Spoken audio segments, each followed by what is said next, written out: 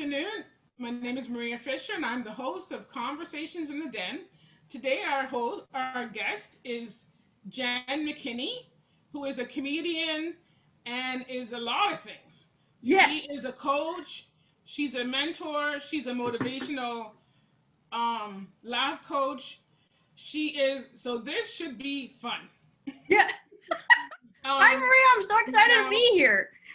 yeah, I can see that. Hi, Ken. It's very nice to meet you. You too. So I understand you have you're gonna have to correct me because I don't remember the actual name of your physical illness. Sure. You have fibro something. I have Oh, neurofibromatosis. neurofibromatosis. Boy, Yes. do they really just want to give you those tongue twisters or what? Right. Yeah. Yeah. It's You actually got supraspastic espialidocious. yeah. I'm gonna have to figure out what Okay, the so you have technical yeah. neurofibromatosis, and you have it's type 1. Type 1. Yes. Which is Okay. on the inside, and it's tumors all over my nerves on the inside of my body. Okay, so yeah, please explain. Sure. So I had a pinched nerve when I was growing up in my lower back, and so Okay. when my family, so when we have a brother and a sister, and when we'd be wrestling around, my brother would like kick me in the back, and it would shoot all the way like the nerve pain would shoot all the way up my spine and all the way down into my feet, and Wow. yeah, so I didn't have anything checked until I went into the hospital to have my daughter, and they shot me up with the epidural during the Okay, now C-section. how old were you at this time? I was 20 when I went in to have my daughter. Okay. So when I went in and they shot me up with the epidural, it hit my spine, and I didn't know, but Yes. I had a tumor in there, and Ooh. it redirected the entire numbing the shot right into my thigh muscle. Okay. Yeah. So you So had a tumor. You had a tumor in your back. yeah. And do you know how long you've had that tumor in your back? Oh, it's been forever. So I would think it's probably they're all over, and I don't know where they're at until they hurt. So they'll cause some Okay. nerve So pain. okay. So Yeah. approximately how large are these tumors? The ones that I have seem to be 2 millimeters each time. So, but it seems to Okay. be a common theme that I have a 2 millimeter tumor, and then they take it out and it'll grow right back, and then they take it out again and then it won't grow back. Okay. And so you how frequently do you have these tumors? Well, they're really, like I said, they're all over. I've had 7 surgeries to take out a Wow. tumor. So after the C-section, I went for a bunch of checkups, and they did a spinal surgery. So they did it from the back Okay. around, and they kind of scraped the tumor. But the second Okay. time, they essentially just went in and did a C-section without a baby the second time, and moved everything out of the way, and then worked on the front of my spine. But he gave me a 50% chance he would paralyze me. Ooh. Yeah. So what I did is I So opted for the you could have 50% been you won't. paralyzed with a brand new baby. Yeah, I had to wait for her to walk. The doctor told me I had to wait for her to walk to be able to have the surgery. So I was really trying to push her, like, hurry up, we need to walk here, chubby.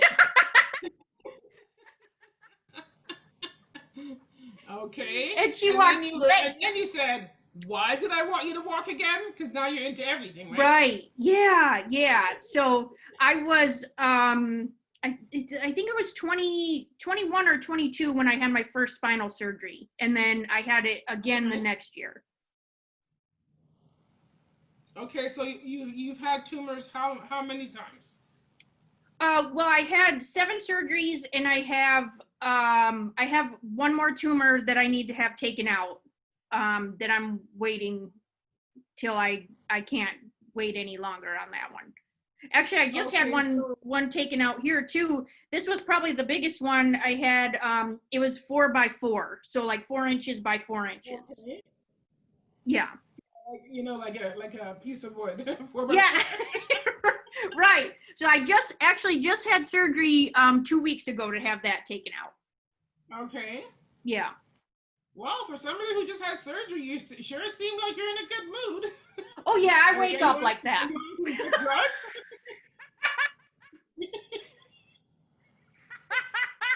No, that's the one thing. Actually, when I was in the hospital, they kept saying like, "Hey, you aren't pushing the pain thing," and I said, "No, I'm not. I'm not doing that." First of all, I didn't want to get charged because I'm cheap like that, but I didn't want. I didn't want to get addicted to it, so I didn't push Okay, that pain. Jan, whereabouts do you live? I'm in Johnson City, Tennessee. Oh, so you're in the United States. Okay. Yes. So I was wondering because we get to push the button for free, baby. Yeah. You're over there like it's a pen.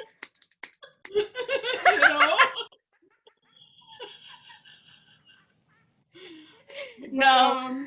No, I don't do any drugs, and ironically, I don't drink either. So I mean, but I'll still be the loudest one at the party. I don't think you need to do either of those things. I have these fun little cards. I have these like funny little trading cards. Look at how I'm funny. And then I have these little stats on the back. Look at it says I've been sober for 44 years.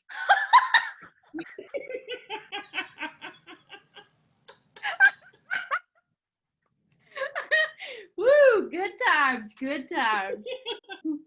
Yeah. So before my Okay, so obviously, oh, I'm sorry. so now let's get back to the topic at hand. Okay. Yeah, I knew you were going to be trouble from the minute I spoke to you. I just knew. Yes, I'm Okay, sorry. I'm so taking questions. no, don't be sorry. Um, I guess my question is, when you initially found out that you had this tumor and stuff, they obviously tested it to see if it was cancerous or whatever, Yes. and found out that it was not cancerous. Correct. Yes. But So they found out that it was something that was going to be reoccurring. yeah, so it's so So how did that mentally affect you? well, it was really crazy because I had been to 8 different doctors, and the first doctor he just told me I had a pinched nerve and sent me on my way. Then eventually I found out from somebody taking an x-ray that I actually had a tumor on my spine, and then I went to a neurosurgeon. So I'll show you here. Like I have this little patch of freckles right here. This is this program is No, I just have this little patch of freckles right there. And the doctor said, "Do you have a patch of freckles? Like they're called cafe au lait spots." And I did. I have just that little spot of freckles right there. And that's exactly how he knew I had neurofibromatosis. Oh, okay. Yeah, I wasn't trying to get fresh or anything there. I'm married happily. Okay, so that is one of the telltale signs. These cafe au lait patches on your skin.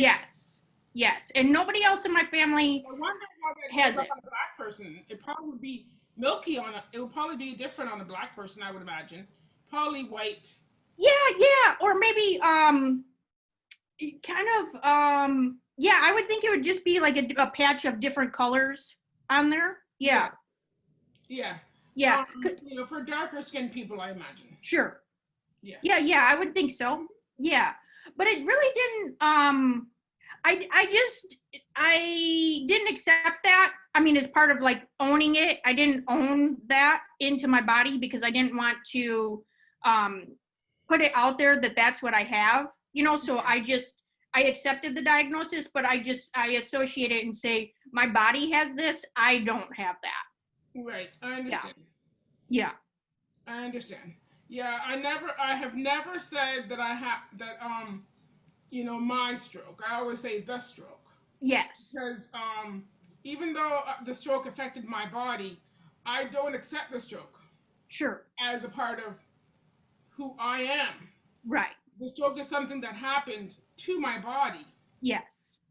Because I did not do anything to cause that to happen. it happened all on its own. Right. Right. Yeah. Yes. Okay. So since you've had your little, did you have a boy or a girl, first of all? I had a girl. Yes. So since you had, and what's her name? Madeline. So since you had Madeline, Hmm. have you had her checked? Like, is this genetic? Well, she had some growth spurts, so I had her checked for tumors on her pituitary gland because she was growing so tall so fast. And I kept an eye all over her body for birthmarks and things like that. And Yes, I she didn't have any of the spots, and she didn't have a tumor on there. So Okay, good. yeah, Wonderful. yeah. And it's high. I think it's 75% chance that I can pass that on to a daughter. Oh, okay. So it's different between if you had a son. Yes. Oh, that's interesting. Yeah. So I think the So chances are I lower. wonder if that's something to do with estrogen or progesterone or one of Yeah, those it could be. hormones. Yeah, that's a great question. I'm not sure. You know, Honestly, yeah, honestly, I didn't look up a lot of information about the disease because I didn't want to know. And I was actually diagnosed before, when we had dial-up internet. So it was, yeah, I yeah. had, You didn't have the Google Maps. right, right. You didn't have Google yet. Right. So I didn't have a lot of information, and I actually, when the internet was available and I started to look things up, it was information that I didn't want. There was a lot of death around it, a lot of death in surgery, especially because it's serious and they're in Oh, there for so long. absolutely. Yes. So Well, I imagine, yeah, I imagine, anything on your spine is very scary. yeah, There's always that chance, right? yes, it was very, very scary. And what I did is I told the doctor, I said two things. I said, if I have a 50% chance rate, you're going to paralyze me. One, don't sneeze when you're in there. And two, I told him that he was not allowed to get drunk the night before. That's what I told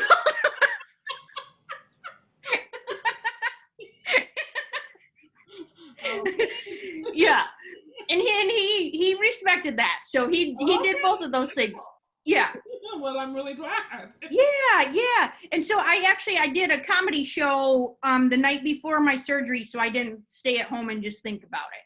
Wow. So did you get him a breathalyzer before the surgery? Yeah.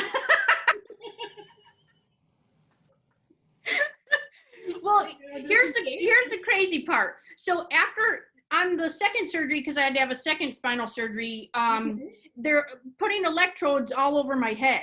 Yes. And I said, I'm here for spinal surgery, right? And he said, yes. And I said, I'm still going to be using my thought process, right? And he said, yes. And he said what they had to do is keep zapping my foot to make sure that they didn't kill the nerve in going to my leg. Oh, okay. And I said, isn't that kind of reactive? Like bzz, bzz, bzz, and then like if it's not going, So after surgery, I get out and I push my leg down, and my leg is just flopping all over. I mean, all over, like a fish out of water. Oh, wow. Yeah. So I call him in, and he brings about 15 residents in with him. And I love that one. yeah, because it's a training hospital, which is fine. Yes. Because I mean, like, I think this men don't understand what us women go through. We have to expose our parts to all kinds of people. Right. In the world. So I don't know if you're familiar with Gregory Hines. Do you know who Gregory Hines is? Yes. Okay. So he was Dancer? Yeah, tap dancer. So I asked him, I said, did he order me a size 7 shoe to tap dance on out of there for like Gregory Hines? Because my leg would just be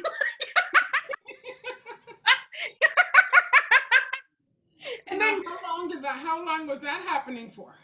Oh, just I would say probably just that day, because then I started walking on it. I'm scared of rigor mortis, so like I don't want to be laying around too long. Yes. So yeah. So immediately after the surgery, did you stay in the hospital or you left immediately after? Well, I was only in there. I was supposed to be in there 5 days, and I was up walking the next day. So like, get her out of here. Yeah. And then a week later, I was shoveling snow. Oh, wow. Yeah, not a good listener. Oh, so you were supposed to be resting, but you were shoveling snow. Yeah, yeah, I see. yeah. We had stuff to do. You know what I mean? You know, I hear you. Yeah. Yeah, Okay, so so now how did your parents initially react to your initial diagnosis? I think they were probably pretty shook up. My dad had his mom passed away from breast cancer. And so Okay. yeah, and my mom's had cancer 4 times. So Wow. yeah, so just but we're fighters, so like um Well, that's I'm glad that you got to see that the survival of all of those people because right. that may have given you some fight, you know? Yeah, yeah.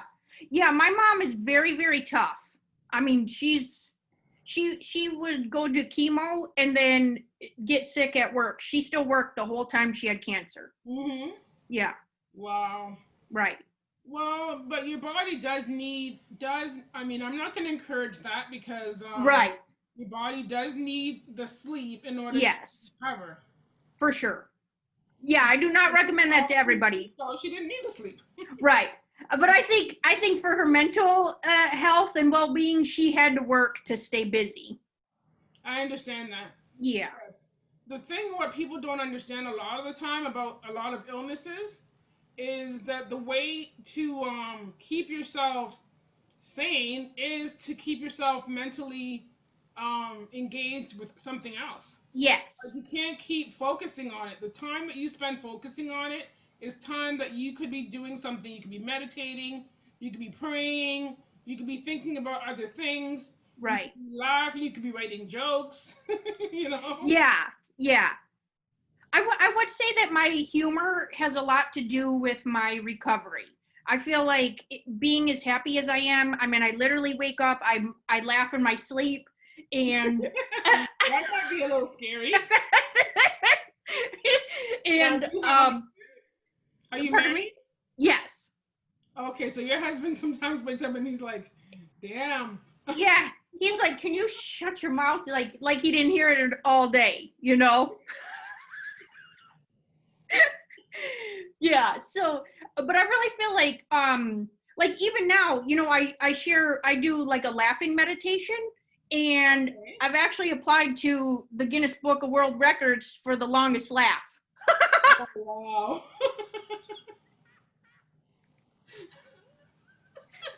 I think it's like undocumented. I'm pretty sure it's like 3 hours and 6 minutes. So I have to beat that.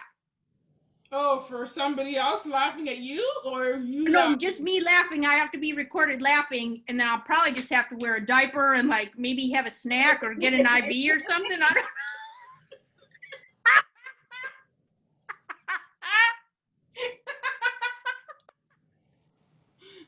Oh, boy. right?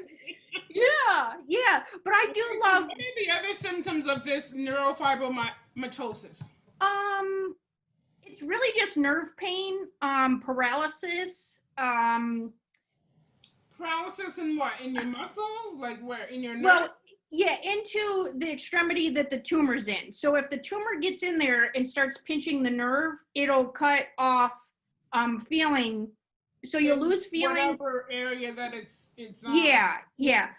So when the doctor told me he could paralyze me, he said I would have drop foot because if he cut into my spine for my muscles and nerves down to my leg, so it would be the muscle picking my foot up, so I'd have drop foot. Yeah. So, A lot of people that have strokes have drop foot. oh, I did not have drop foot.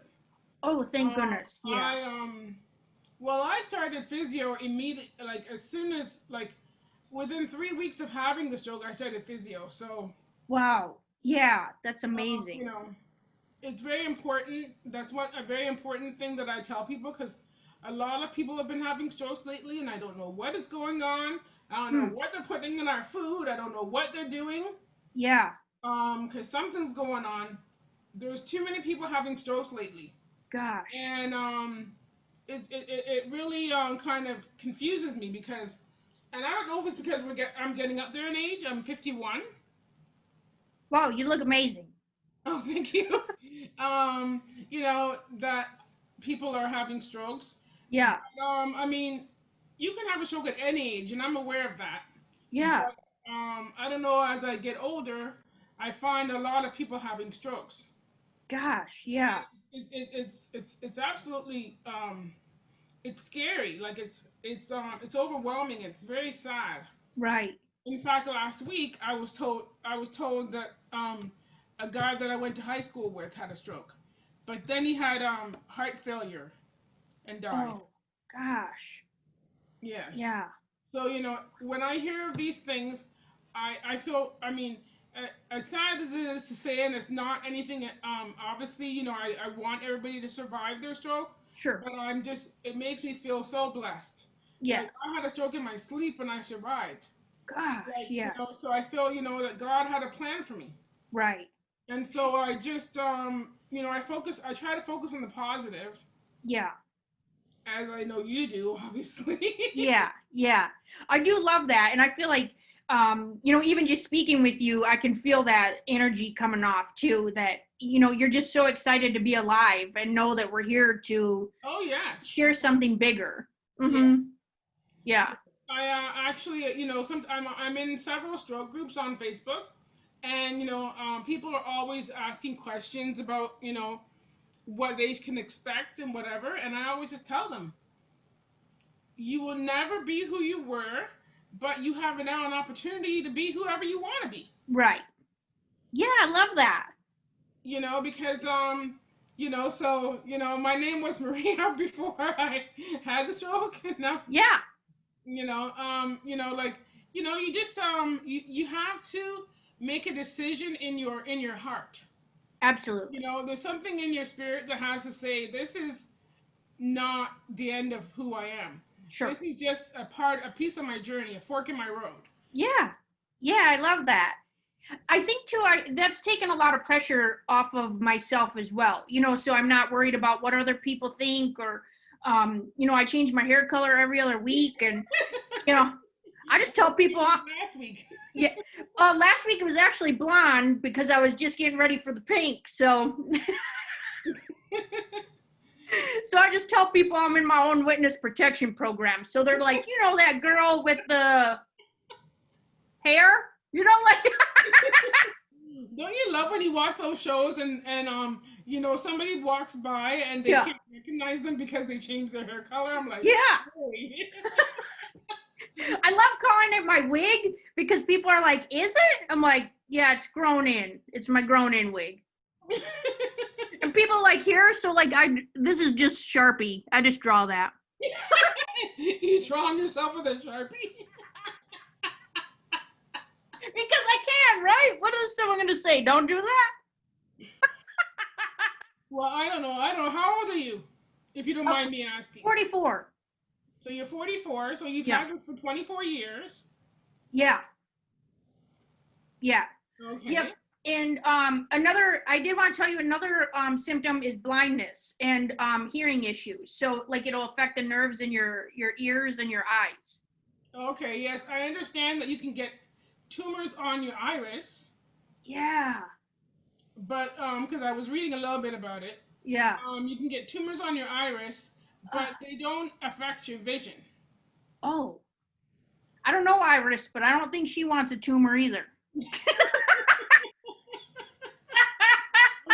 The colored spot on your eye. Right. Oh yeah, maybe that's what it is. People are like, I went to a restaurant one time and the lady's like, you have stuff all over the side of your face. I said, yeah, I draw that. She's like, why? Oh, so this is not just for the show. You actually. Oh no, that's every day. Yeah, I change it every day. I do stars or hearts, or like if it's a full moon, I draw a moon, or if there's a baseball game, I'll put a little baseball. Your personal filter system. Yeah. You don't do the filters. Use the filters. Filter. Whatever. I don't know how to do those things, so. Oh, me neither. I don't like. Though anything that happened before I had a stroke, after I had a stroke, Yeah. technological wise, it's very challenging for me. So I don't do filters. I don't do any of those extra things. Sure. Um, Poor Alicia had to come here to set up my computer for me, just so that we can be on this show right now. Yeah, no, that's amazing. I'm so glad. Yeah, she's super cute. We had a good time chatting, and I was like, this is gonna be so fun. I need to get an assistant. So, how long have you been a comedian? Probably. Well, I came out of the womb laughing, so well, really doing stand-up comedy. So here's the funny part is, when you talk about God giving a message and like you living out your passion and what you should be doing. Mm-hmm.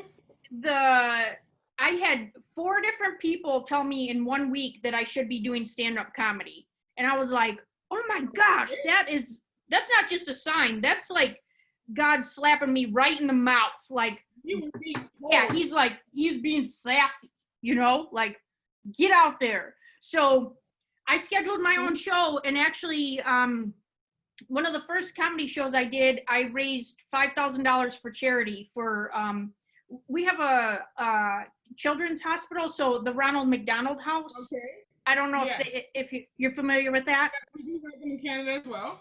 Oh, okay, perfect. So I raised $5,000 for Ronald McDonald House, so we just sold tickets at work, and yeah, so that was it. It felt so good to. Oh, I can imagine. Yeah, so I just did that, and I did a 60-minute show my very first time. So I'm funny. Wow. If you say so yourself. Even if you were the one laughing, eh? Right. Yeah, that's the funny part is if nobody I've never had nobody laugh, but like when it's just like this, but I'm on a stage, with a microphone. That's it. That's the only difference. I just be me. Yeah. I tell funny stories, and I'm laughing just how I laugh here, and that's it. Yeah. I hear you. Yeah. Okay, so you become a stand-up comedian. And what did you? Oh, you were a youngin' before, so you probably. Yeah, so I think I was 21 when I did my first show. Oh, so you had your surgery, and then so you had your surgery, and then you started stand-up comedy. Yes. So I had a corporate job. I worked there for 20 years, and I did comedy on the side, and I did hair on the side. So yeah. So I like to do it all. I did personal comedy shows at home with hair when I had scissors in my hand, and then other times. Like, I don't know. They're like, can you not laugh with that razor in your hand? That'd be great. Whoops. Oh, I'm sorry. You said you wanted a number 1. Oops. Yeah. Yeah. So, but I feel like comedy, just laughter in general is it is the best medicine. Gosh. And I love the connection. It can be, we can have different beliefs. We can have, come from 2 different worlds, but just laughing can connect us. Oh, absolutely. Yeah. I love it. It's just a connection. I had a comedy show last July. Before the world went mad. Okay. When I used to do events, because I actually have an accessible event management company that I started because people with accessibility issues can't go to regular comedy club necessarily. Gotcha. There's no accommodation for that. So people end up sitting in their homes, watching TV, and there's nothing on TV. Well, yeah, nothing. Yeah. Nothing. So I started an entertainment company where I put on events in accessible venues. Awesome. Yeah, so I love that. Your girlfriend can push you on in your wheelchair. Right. You can sit down and have fun together. You can have a drink if you want, if you're not on too much heavy medication. Yeah. You Of course, they know. might find a show more funny that way, right? Yeah, but I don't just do comedy shows. No, I've done I only did one comedy show. Okay. I've done private concerts Sure. with, 3 or 4 musicians, local musicians. Yeah. I've done poetry shows. Okay. Yeah, like I do all kinds of different things. Sure. Because there's obviously different people who enjoy different things. Right. Well, So that's it's what I feel like really too. Yeah, with comedy, you take in a group to comedy, it's kind of risky because you want to make sure that it's, oh, going to you be have to funny know for everybody. yeah, you have to know the room. Yeah. Actually, I had a comedian on my show who was we had it was an outdoor, it was on a beach. Okay. It was in a beach club. Yeah. And it was open to the outdoors where there was public people, Oh gosh. children and stuff. And he didn't know how to really shift his comedy because of his verbiage Oh. to that environment, because he Yes. was so used to just cursing, and Yeah. he was used to a little dark room with, where you can talk about, getting high and whatever Right. and all of those things. And so he was having a really challenging time. Gotcha. Um, Yeah. so yeah, I know you have to know how to work the room. Right. Yeah. No, I always check ahead of time, is there any restrictions? What's the demographic? What's the goal? What's the timing? You know, I want to make it just as successful for the club and the people in it than it is for me. Yeah. Yeah, because I mean, you get your energy from the audience. Right. When you feel the audience enjoying it, you get your energy from that. Yes. Yeah, I mean, I'm obviously not a comedian, but I do understand that that's how it works. Yeah. Yeah. It really is. I do love it. I feel like I have fun timing. I feel like my stories are fun. I talk about my family, but like in a funny way, things that are happening when I was growing up and We like, also talk about our families in funny ways. yeah. And they also know what I say about them too. So, it's not hurtful. Most of the time my dad, Story. yeah. Pardon me? They might say, "Why did you share that story, Jen?" Right. Yeah. Or lies. These are lies, Yeah. So, yeah, but yeah, most of the time my dad will get up and, he's pretty excited. So I thought at first he'd be a little bit embarrassed and not say anything, but there's been a few shows he's been at that he'll stand up and be like, "It's me," when I'm talking about him. So you may have gotten your comedic skills from your father. Yeah. Yeah, He's on stage. yeah. Well, he's he's definitely funny on the side. He doesn't want to be in front of anybody, but he's just funny anyway. That, yes. Yeah. Yeah. Yep. I could be a comedian. Yeah. That would be too much stress for me. Yeah. That's the last thing that you need. So you find so in your life at this point in time, you do mentoring and things of that nature? Yeah. So I do coaching. I love working with kids. So I work with adults, but that's kind of my passion. I love mentoring kids, middle school age.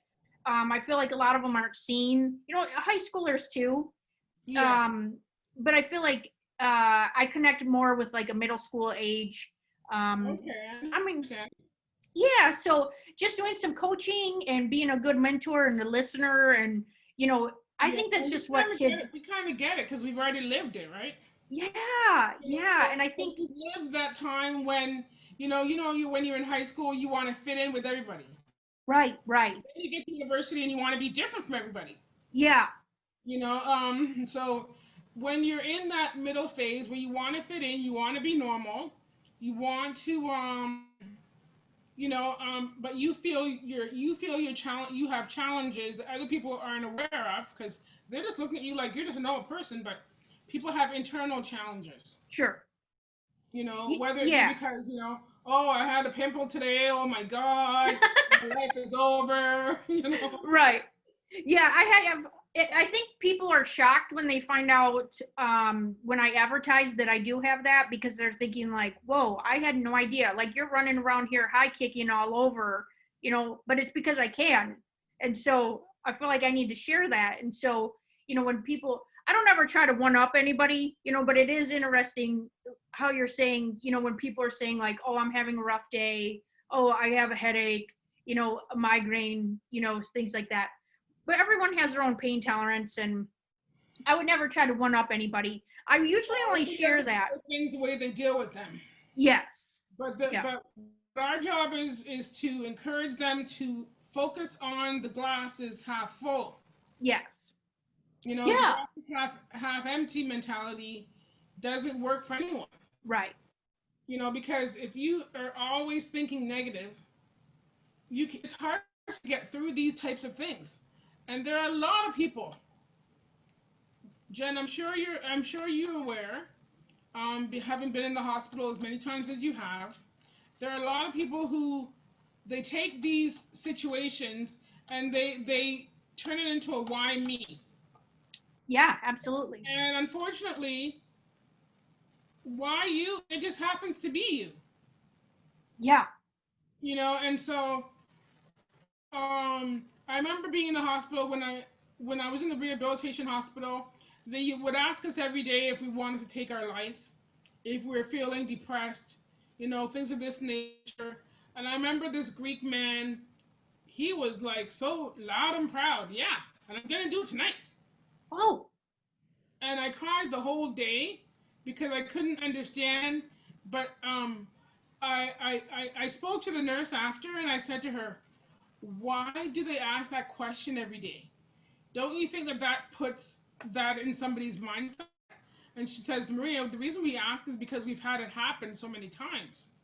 Oh gosh. People are determined when people want to take their life or whatever." She said people have used their shoelace and used the lifts Oh and gosh. hung themselves. Like, I mean, I was just so overwhelmed because to me, I just wanted to get back to life. Yes. But for him, he may have felt in his weakness Hmm. that this was it for him. And Yeah. how was he going to move forward? And maybe he didn't see a forward for himself. Right. And honestly, at that time, I had no idea what my Yeah. future was going to be. I didn't Sure. know if I was ever going to walk again. I didn't know if I was going to, you know, just get my personality back. I didn't, but I mean, I was in the hospital laughing, like truly.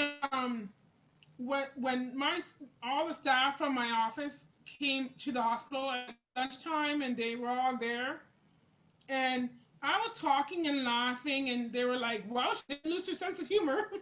Yeah, that's great. you know. But the thing is, there was a part of me, to be honest. I mean, I didn't know anything about strokes. You never know about these until you actually have them. Sure. So I didn't really know about strokes, so I wasn't scared enough. You know what I'm saying? Right. I didn't Right. really have the fear. Yeah. I have an understanding of it. Yes. So it didn't scare me. I was just, okay, something happened to me, and I'm just, being who I am. Right. Yeah. So, when they came and asked me for dinner, I ordered this extravagant meal. And they said, "Well, I don't think we can accommodate that." you know. They're like, now you're But, just being sassy. like they don't put any seasoning on your food in the hospital. So Well, I asked him. yes. I said, "I know that Fidel Castro, that the United States has an embargo against Cuba, but is there an embargo against seasoning in the hospital?" Right. Why is that? I don't know. I guess, You do know? they just assume Well, the nobody reason has taste buds? I know the reason they do it is because there are people with different illnesses. So Sure. there's some people who maybe have high blood pressure, so they can't have salt. Right. High cholesterol, they can't have this, Yeah. whatever. But we all have to suffer. Right. That's exactly it. We all Suffering. have to suffer together, girl. Yeah. That's how it goes. And so that's when you call and you say, "Can you please bring me some food?" Yeah, yeah. It is funny too that you had mentioned, I love that you talked about, why me and why do I have this? Because I journal a lot. And so, Yeah, so as do I. yeah, I love that. And I kind of put out there, I, why do I have this? Not in a victim sense, but wondering if I could get an answer, why do I have this? Because nobody else in my family has it. And Hmm. I went back for I think a 1 year checkup with my neurosurgeon, and Okay. oh, I just got chills. And he said, um, because of me, that he had done a seminar for 1,500 neurosurgeons all over the world, and he showed Okay. them what he had done And with he my talked about case. you. Yeah. So, ooh, Hmm. I have chills. Like knowing that like I had to have this so that he could train 1,500 other neurosurgeons around the world, Yes. which is And I amazing. think that I mean, I have um I have new passions Mhm. that have come from this. Like I have a passion for accessibility that came Yes. from this. Um, you know, having lived the first 2 years after my stroke in a wheelchair, and having people not invite me to functions and take me out because I was in a wheelchair, even though my wheelchair could fold up and fit in the back of the trunk. It Sure. was just the discomfort or the inconvenience that was Right. too much for people. Sure. And I had a social life prior to my stroke Mhm. that diminished really quickly. Mm. And so when I started going to the stroke support group, I found it very depressing, to be honest. They were because people wanted to just talk about their stroke. You had a stroke 11 years ago. Why do you want to still talk about your stroke? I don't Well, want to talk about my stroke from 11 years ago. yeah. I don't want to talk about my stroke from last year. Right. So the conversations that I would bring up are support systems and things of that nature, and Sure. I would find out that people's support systems had abandoned them. Gosh. Their friends that used to come over every Friday night for a drink weren't coming over for that drink anymore. Wow. They just basically just said, "Oh well, he's sick now, so." Yeah. And so when I started my company, it was really because I wanted to have people have some joy. Yes, I love Just that. because something happens to you doesn't mean you don't need joy. I mean, all the people right now who are living through this COVID-19, they can feel now what we feel when we are abandoned after an illness, because this is what it feels like when you Gotcha. can't. I mean, but they're allowed to come and see us. But right now, everybody's cut off. Right. Everybody's on lockdown, right? Yeah. Or you have to wear a mask or whatever. But this is what it feels like for anybody who goes through an illness. If you don't visit them in the hospital, if you don't visit them at home, if you don't still continue those, watching that Super Bowl game, watching the NBA playoffs, all those things that you used to do, if you stop doing those things, that's really unfair because you're taking a part of them away from them. Right. And they want to still feel normal and they still want to enjoy life. I Yeah. mean, I woke up that morning. I had a stroke in my sleep. I woke up that morning. Yeah. I could have not woken up, Right. but I woke up that morning, and so I believe, my job is to give people as much joy as I can give them. Right. And then COVID-19 decided to come and steal my joy. Yeah. So I Yeah. decided that I was going to use this format as a means of educating people about all kinds of illnesses, because anything can happen. Sure. Accidents happen. People get in car accidents, motorcycle accidents. People dive into a friend of mine's best friend. They were up north at a cottage, and they decided they were going to have a race across the lake. Yeah.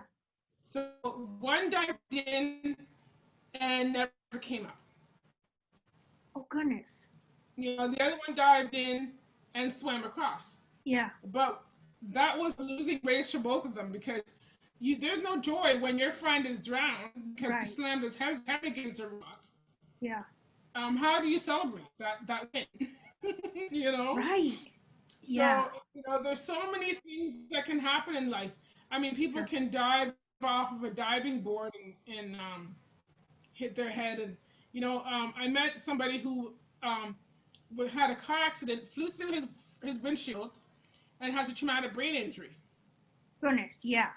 You I mean, in life, anything can happen anytime. Sure. And so we all have to stay as happy as we can, Yeah. enjoy Yeah. life as much as we can, and even if something happens, that doesn't mean we're not the Walking Dead.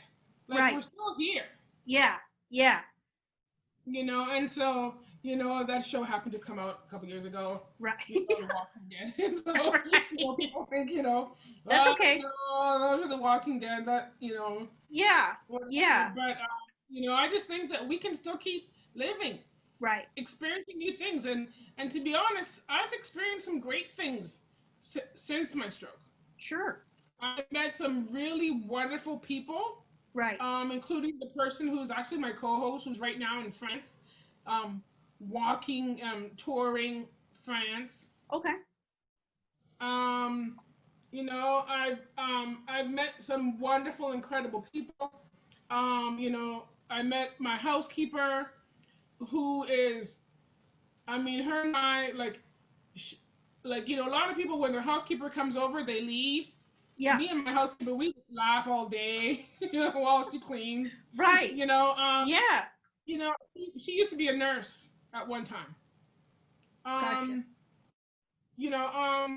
I've just met some really amazing, wonderful people. Yeah. And it also teaches you who the strength of people. Right. Because there Right. are people who have seen me after my stroke, and I'm not distorted. I'm not in any way, looking odd. I'm any odder than I looked before, Sure. Uh-huh. except the hair is shorter. I just decided that during COVID, I couldn't go to the hairdresser. I was just like, so I just shaved it all off. Right. No, it looks great. And it started growing back. It was kind of, so I decided to go blonde. Right. Because I mean, I worked corporate for, so not corporate. I worked in the education system. I worked in universities for 15 years. Oh yeah. And so, working for the vice president, you kind of have this corporate look that, Sure. And I said to myself, you don't have to look professional anymore. You can just be free. Right. Well, I just wanted to add real quick. You wanted to become Pinky Tuscadero? Right. I was going to just go blonde and see Right. if blondes have more fun. Yeah. I don't know. Yeah. Well, I did start a free Facebook group that you're mentioning joy. So I did start a group called Empowering Mindset for Joy Seekers. So I have a fun group in there. Yeah, empowering mindset. Okay, you're gonna have to Alicia's gonna have to text me that, because I did have a stroke. Sure. So I remember empowering. Okay. Yeah, that's okay. Yeah. Empowering joy seekers for, what was the last part? Empowering mindset for joy seekers. Empowering mindset for joy seekers. We'll put a link in our YouTube description, so anyone who's watching now and wants to check that out, please click on the link and they can join. You definitely have to send the link to Miss McKinney's stand-up comedy. Yeah, we'll definitely include that too. That way you guys can check out more of what Jen's doing and see how fantastic she is. A little bit of what gives her joy. Yes, that would be amazing. I'm so excited. I really appreciate you both, and I'm so excited to meet you guys, and I can't thank you enough. I appreciate your time and allowing me to come on with you. Oh, well, we appreciate you giving us this conversation. I mean, I've never heard of this Neurofibromatosis. It's okay. Neurofibromatosis. Okay. Yeah. So when people have STI, right? Yeah. Does it look similar to that? When they have a what here? A STI. Oh, a You know, sty, like when kind you of. have a STI and put a tire string around it or whatever. Kinda. I think it would be kind of that size, like the size of a pea. Mm-hmm. Yeah.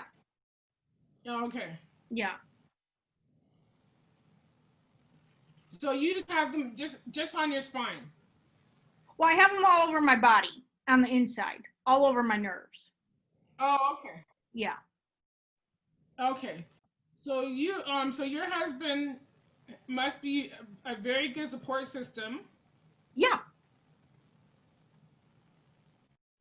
Yeah. Yeah. We've been together 26 years. Okay, so he's got you down. He Yeah. knows what he got. Right. Yeah, for sure. Yeah, unfortunately, the time when I had my stroke, I had just been in a 6 month relationship, and we didn't know each other, and so the game changed. Like we had decided to move in together Yeah. because my youngest daughter was starting university. My eldest had already finished, and I was going to be living by myself for the first time in 30 years. Oh, wow. And Yeah. so we thought of it logistically, and we thought, well, we're both here, paying all the money. Let's, live together, and we can, and we can make this easier on the both of us. Right. Then, lo and behold, Miss Maria decides I'm gonna have a stroke on the 12th of June Oh, when the gosh. movie Yeah. is coming on the 25th. you know. Right. Right. So when I came from the hospital, I went to his home. He had just had a home built, and I went to his home, and it was really hard. Like, I mean, we didn't know each other enough to understand. He didn't know that, I think that he thought that I was upset with him, but I was grieving. I Oh, was grieving the goodness. Yeah. loss of my career, the loss of being a mother, all the things that I had planned for my future. Sure. That trip that I was putting off, I was going to go to Spain, I was going to do all these wonderful things. Yeah. And I kept putting them off. And now I was in a wheelchair and I didn't think I could do those things ever again.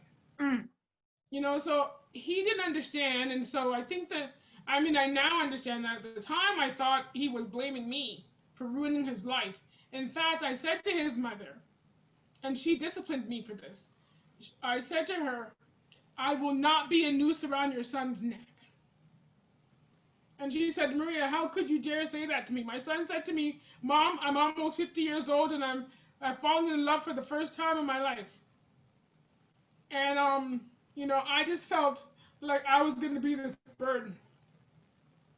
And so even though he didn't feel I was a burden, I felt like I was a burden. And so I was the one who basically said, this cannot work, because I felt guilt. I felt this sense like I was stealing his life. Mm. Because he had to come home from work every day and and cook dinner and all the things that I had thought I was going to do. Sure. Cook dinner, and I was going to make the house beautiful, and I was going to set up the Christmas tree, and I was going to do all these wonderful things, and I was not able to do those things. And so I felt so overwhelmed that I decided that the relationship had to end, because I didn't want to destroy his life. He had had a really horrible marriage prior to me, Mm-hmm.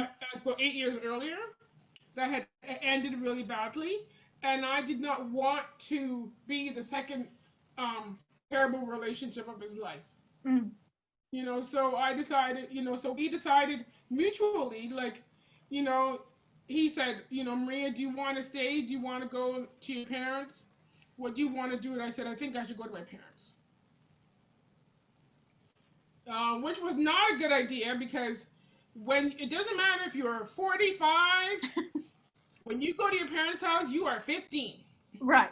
They started, giving me a curfew, Oh, calling gosh. me, calling me, asking me, what time are you gonna be home? What time are you gonna be home? I'm like, I'm almost 50 years old. Like, Right. what are these people asking me? Are they crazy? Yeah. But because I had a stroke, they had all these concerns, and so, they would question me about where I was going, what I was doing, and so that did not work out. So I decided to get my own place, and so now I live in my own condo. I live by myself, and I'm quite content and happy, Nice. and I'm doing all the things that I love to do, and Good. I'm doing things to help people in my new community of physically challenged people, because even though I can now walk, I do use a cane. I do have memory issues. I mean, I remember some, like, this guy that passed away last week. I remember his brothers, but I couldn't tell you who he was. Mm, I just know his name. gotcha. But Yeah. if I saw him on the street, I would not recognize him. Yeah. You know? So it's just, so if I have a grief, it's for his family. It is Mm, not because I knew him, because I don't remember him. sure. There are people that I remember, there are people I just don't remember. And there are Gotcha. people that remember me that I have no clue. I'm like, what? Yeah. Okay. Oh, I know you. Okay. you Right. know. Right. But it's just, things that your memory, our memory is our what do I call it? Our defense mechanism. Mm-hmm. And so when things happen to us, and when we forget certain things, sometimes it's because it's just our brain trying to protect us. Yes. I'm not speaking about the guy who passed away. I'm just saying in general. Sure. So there are things that I remember, and there are things that I just completely forget. Right. Well, So it's just how it is. But yeah. yeah. So now, and I've always had a fascination with interior design. So I started a company. Well, I'm starting a company right now called Interior Moving Specialists, where when people have a stroke or something and they have to reconfigure their homes to accommodate a wheelchair, a walker, whatever it may be, Yeah. that's what we do. Gotcha. And I also have a construction company that I'm starting that builds ramps, because I don't think you should have paid 20 years for your mortgage, and now Right. because of something happening to you, you have to move out of your house. Yeah. So I have these contractors who will build ramps, and to give you access to your home, make sure that your bathroom has all the the safety bars and things of that nature, Sure. to make sure that you are safe in your own home. Right. I So love that. these are the things that have come into my heart since this happened. Right. Before this, I worked in finance um, many years. And I worked in finance in an investment company, and then I worked in finance in my last job for 8 years at the university. I worked for the vice president of finance office, and I worked with the chief financial officer, who to this day is still a very, very, very good friend of mine. Wow. Yeah, we have a really great relationship. Nice. Yeah. Yeah. I've been very blessed. I have had some wonderful people in my life. And when after my stroke, when I went to her retirement party, they said, Maria, the lunchroom is not the same anymore. It's like it's become a funeral parlor. We missed your Oh, laughter. yes.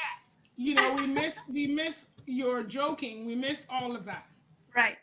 You know, and the thing is, I was only being me. You know, I don't believe that because you're the janitor and you're the president that I need to treat you differently. Like me and the vice Right. president, we would fight every morning at the coffee machine. He wanted to have his coffee bold, right? Oh. And I like to have my French vanilla or my hazelnut. And so he would say, "Don't be putting your crap in there." And I would say, "Listen, butter, you can't be butting up in here. Right. If you want a strong espresso, you're gonna have to get here 15 minutes earlier, buddy." You know, and Right. you know, like we used to tease each other. You know, like when he was leaving on a conference or something, he had the teddy this. I worked at York University, and he used to put this York University teddy bear on my filing cabinet in my office, and he would say, Uh-huh. "I'm watching you." Creepy. And I said to him, Gary, careful, eh? Right. Gosh, that's so that was funny. before this Me Too movement and all Yeah, that. right. You know? And he didn't mean it in that way. Right. No, we just had a fun relationship. You know, Good. he was like, you know, the cat's away, then I was gonna play kind of thing. Yeah. You know? And I was never a troublemaker. Sure. I was always the good girl. Yeah. I hear you. Same. Yeah. I know. So, I didn't get in trouble. Yeah. I was lying. That's funny. You know, having a stroke, but you can still fib. That's funny. Okay, so fibromatosis.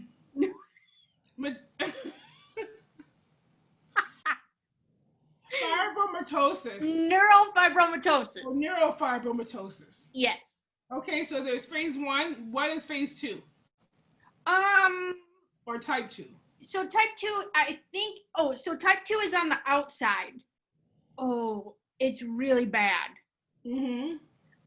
It's all the tumors are like bumped out on the outside of the skin. So it literally looks like you have braille on your skin. Oh, it's really bad. Don't look it up. Ooh. Yeah. Now, does that mean you're born with it if it's number 2? I think it's still genetic. I didn't read too much on it because I couldn't get past the pictures. Oh, yeah. Yeah. I can imagine. Yeah. No. The reason I'm asking because, you know, with diabetes, if you have number 1, you were born with it. If you have number 2, you develop it later in adult life. Yeah, I think it's the same. It's still genetic and it's still a nerve issue, but it's the tumors are On either the outside hidden or on the outside. Yeah. Wow. Now that must be mentally challenging to live Yeah. with. I think that would be terrible. Yeah. So that's a blessing that you have number 1. I know. I don't want to be like, oh, thank goodness, but at the same time, like, thank goodness, because, gosh, I mean. Oh, no, I hear you. Yeah. Mm-hmm. It'll look weird if I was drawing hearts on like a bunch of. Especially as a young person, you want to put your own things on the outside of you. Right. You don't want nobody else. Yeah. If I have 2 big lumps, it's like in my booty pop. You know what I mean? Not in my. So are you talking about they call them what do they call them?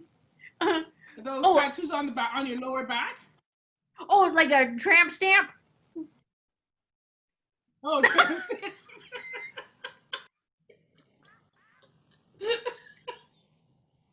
No, I'm just talking about like my butt cheeks. What are you talking about? Is that what you're talking about? Or are you talking about scars? Oh no, I was just being funny, saying like if I had lumps all over, like bumps all over, it's just I have 2 in my pants, like from my booty. Just that's the only big tumors I have there. Oh, okay, so you just have a Kim Kardashian. Yeah. No, not terrible. No, it's all good. Yeah. Okay. Uh-huh. So now, do you talk to your daughter? Like, your daughter is obviously in her 20s now. Yeah, she's 23. Discuss with her about this and what the potential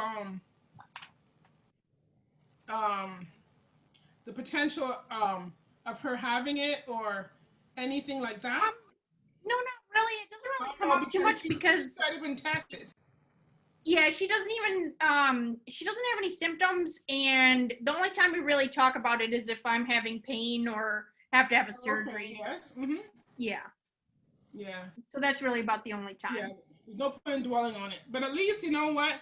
If, for whatever reason she was to have it, she can survive it because she's watched you survive it. Right. She's watched you live through it. Yeah. And she knows Yeah, that, absolutely. you know, if my mom can do it, right, I can do it. Yeah, for sure. You know, so that's a blessing. Yeah. Yeah. Well, you know, I really hope that you're so you said you're going in for your 8th surgery? Oh, well, I just had this one here, and I'm supposed to have another surgery, but I've been putting it off. So. Okay, now putting it off because. I don't feel like it hurts enough to justify another surgery yet. Okay. Yeah. So you're just gonna suck it up. Yeah. But you know what, Jen, you know, as women, this is what we do. Right.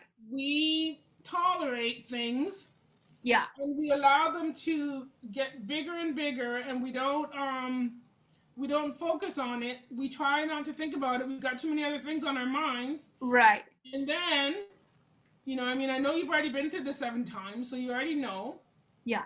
But you know, please make sure that you do not let it get to a point where it could actually affect your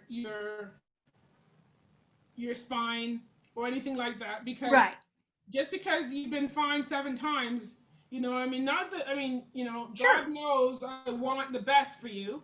Yeah. But, you know, don't let number 8 be the one that gets you, girl. Right.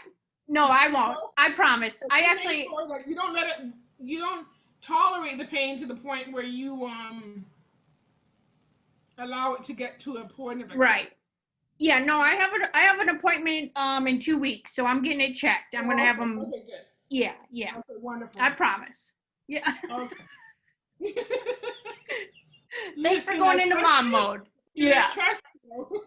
Yeah, no, I promise. I remember I said I don't get in trouble, so I promise. Yeah. Okay. All right. Well, this has been an interesting one to learn about, this neurofibromatosis. You know, there's always something out there. There's so many things, and the odd thing is that you could be that 1 in 100,000 person who gets this strange thing. Right. For sure. Know, like, you know, anything can happen. Yeah. I mean, it's absolutely nuts. You know, but this is life. Life hands us what it hands us. So we have to learn to live with it. We have to learn to accept things that happen to us. Right. And move forward with life. For sure. You know, and you do it with laughter, and you know, I appreciate that. Yeah, for sure. You know, that's wonderful. Yeah, yeah. You know, you're a real blessing, I'm sure, to many people in your environment. You're probably a blessing to people in your community, and even people that you don't even know are watching you. Yeah, yeah. Thank you so much. And I'm sure it's the same to you, making a big change out in your area as well. I love that. Yeah. So I don't hear that Memphis, Tennessee accent though. No, I'm originally from Michigan. Oh, okay. Yeah.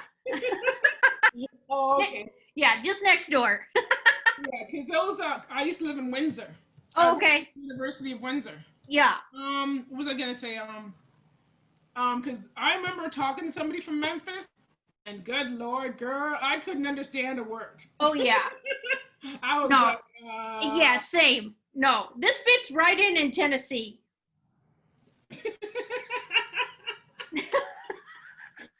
Yeah, like I can't understand their ebonics. Yeah. Whatever the urban. Yeah. Like I mean 100% I can't understand it. Yeah. Like I mean I'm just like so I always carry this thing in my hand to keep my hand open. Oh yeah. Because that is the other deficiency. That's the only deficiency that I have, is that my left hand does not open. Oh, okay. So, like I cannot use, my brain has not connected to my left hand. Okay. And so until that happens, I cannot move my fingers on my own voluntarily. Okay. You know, I mean, I can move them with my other hand. Yeah. And they open just fine, but my brain is not connected to move on their own. Okay. You know, so, you know, I might look like I want to fight, but, you know. Well, I was going to say, you're always ready to punch someone in the mouth if they sass you. Exactly.